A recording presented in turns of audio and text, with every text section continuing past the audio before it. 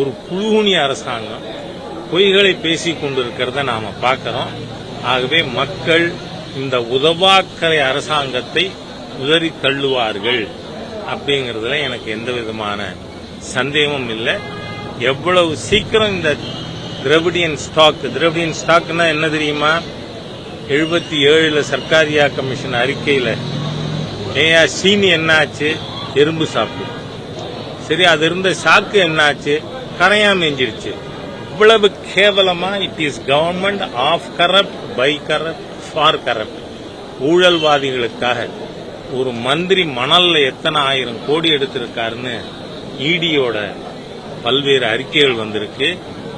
இப்ப முன்ன கொடிகாத்த குமரன் பத்தி பேசினோம் சுதந்திரத்துக்கு முன்னாடி. இப்ப என்ன குமரன் பத்தி பேச வேண்டியிருக்கு? குடியாத்தம் குமரனை பத்தி பேசணும். குடியாத்தம் குமரன் சொன்னத ஏன் போலீஸ் இது ஊழல் தடுப்பு பிரிவு என்ன பண்ணி கொண்டு இருக்கு? ஒரு ஊழல் பண்ண மந்திரிக்கு மந்திரி பதவியை கொடுத்து ஜெயில வச்சிருக்கிறதுக்கு தான் பதவியா? வெக்கமா இல்ல? நான் கேட்கிறேன், முதலமைச்சர் அவர்கள் வெக்கப்படணும். ஒரு corrupt fellow he continued as minister for 240 days. இந்த கேவலம் கீழ்த்தரமான செயல்பாடுகள் இந்த திராவிடியன் ஸ்டாக்கு தான் உண்டு. அதனால மக்கள் புரிந்து கொண்டு இருக்காங்க.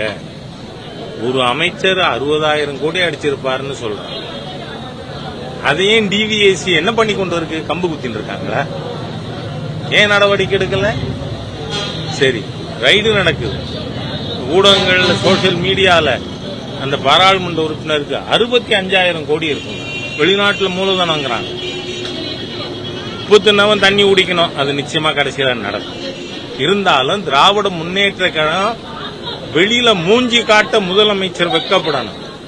ஒரு மந்திரியும் வெக்கப்படணும். இவ்வளவு ஊழல் குற்றச்சாட்டோட நான் போய் மக்கள் முன்னாடி மூஞ்சியை காட்டுறேனே அப்படின்னு. ஆகவே இந்த ஊழல் ஆட்சி நிச்சயமா இன்னும் 65-70 நாள்ல தமிழ்நாட்டுக்கான தேர்தல் முடிஞ்சிடும்.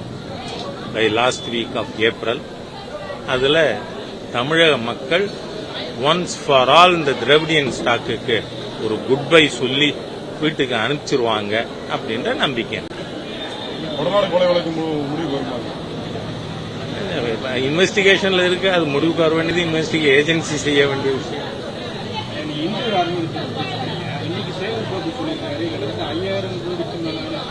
யாரு இவங்க அப்பா விட்டு பணமா? நான் கேட்கப்படாத அந்த வார்த்தை.